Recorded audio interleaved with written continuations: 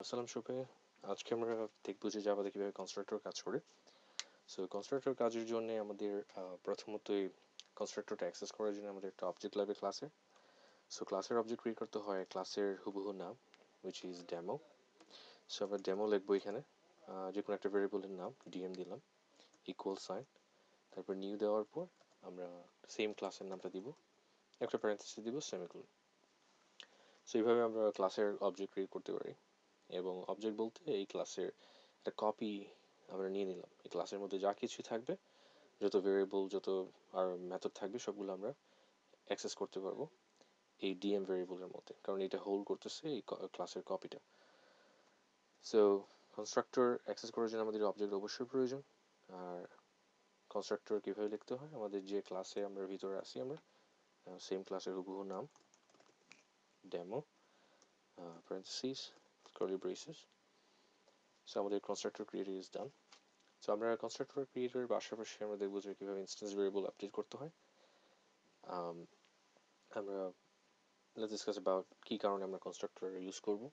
অনেক সময় আমাদের প্রয়োজন পড়ে যখনই আমরা ক্লাসের অবজেক্ট বানাই, যে কিছু ইনফরমেশন আগে আমরা পাস করতে চাই, যাতে ওটা রেডিলি অ্যাভেলেবল থাকে আমাদের জন্য, যাতে সাথে সাথে আমরা ওইগুলো অলরেডি প্রসেস করা থাকে। আমরা যেন যে কোনো মেথড আমরা যদি অ্যাক্সেস করতে চাই এই ভেরিয়েবলের মাধ্যমে, ডিএম ভেরিয়েবলের মাধ্যমে, আমরা যাতে রাইট ওয়েতে পেয়ে যাই এটা।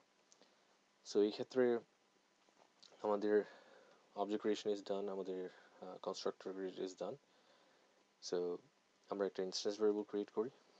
আমি দিলাম স্ট্রিং, নাম দিলাম। তো আমাদের name string variable is done, creation is done. এখন আমরা দেখবো যে কীভাবে আমরা এই ভ্যালুটা আপডেট করতে পারি। সো আমাদের এই ভেরিয়েবলটা আপডেট করতে পারি। সো এটাতে দেখতে পাচ্ছি আমাদের কোনো ভ্যালু নাই। এখন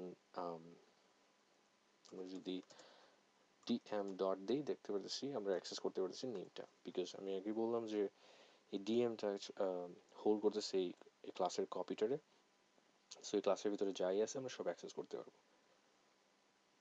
বাট যদি আমি প্রিন্ট করি না, বিকজ নেমের কোনো ভ্যালু নাই, সো সেহেতু নাল আসবে, এটা বা default value of string. So let's see আমরা কীভাবে পাস করতে পারি ভ্যালু এবং আপডেট করতে পারি এই ভেরিয়েবলটা। সো যেহেতু এটার নাম একটা স্ট্রিং ভেরিয়েবল, আমরা কোটেশন দিলাম, আমরা নাম দিলাম সাপোজ ইনাজ। এখন আমরা যেহেতু এখানে একটা স্ট্রিং ভেরিয়েবল পাস করছি, একটা ভ্যালু পাস করছি, কিন্তু আমাদের এই ভ্যালুটা রিপ্রেজেন্ট করার জন্য এখানে কিছু নাই। সো এখানে আমাদের একটা ভেরিয়েবল ডিক্লেয়ার করতে হবে, ওর আর্গুমেন্টস। সো আমরা দিব স্ট্রিং, দিলাম ভ্যাল। সো এই ক্ষেত্রে এই ভ্যালুটার রিপ্লেস হয়ে যাবে এই ইনাজ এই ভ্যালুটার দ্বারা।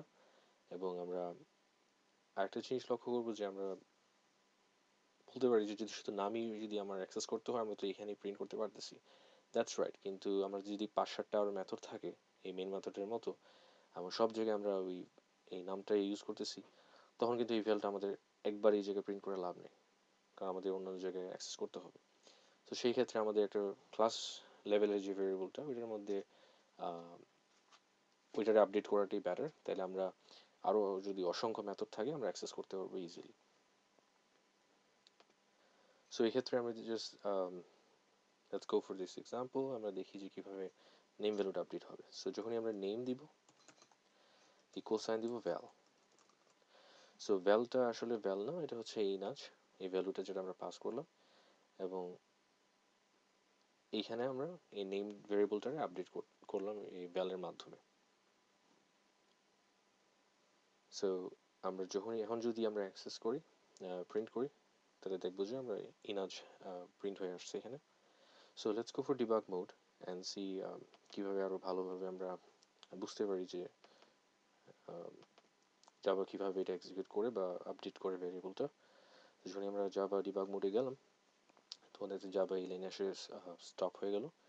সো এই লাইনে আসার মানে জাভা বলতেছে যে ওকে, তুমি আমার বলতেছো অবজেক্ট ক্রিয়েট করার জন্য এই ক্লাসে, আমি দেখতেছি তুমি একটা ভ্যালু পাস করতেছো এখানে। So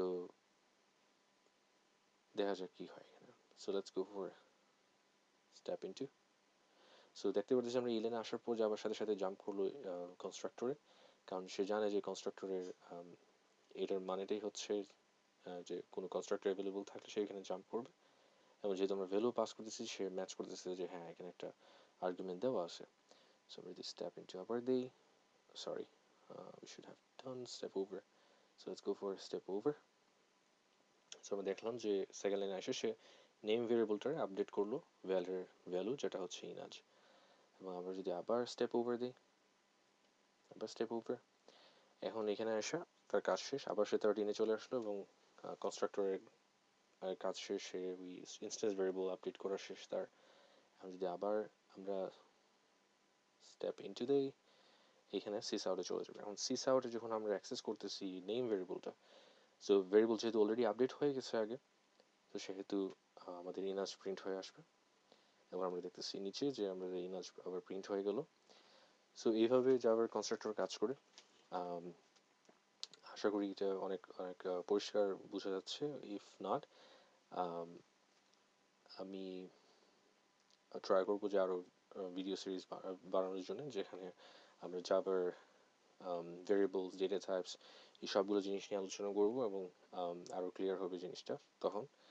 so till then, thank you so much everyone. Please subscribe, like and share the video.